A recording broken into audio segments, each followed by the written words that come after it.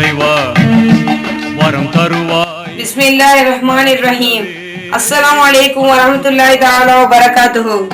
தஞ்சை மாவட்டம் கும்பகோணம் வட்டம் மாதாளம்பேட்டை ஆனைக்காரன் பாலத்தில் அடங்கியிருக்கும் காரணக்கடல் கருணை மகான் ஹஜ்ரத் சையத் மலக் சாஹிப் ஒலியுல்லா ஜிந்தாசா மதார் ஒலியுல்லா தர்ஹா அவர்களின் 596ஆம் ஆண்டு கொடியேற்ற சந்தனம் பூசும் விழா.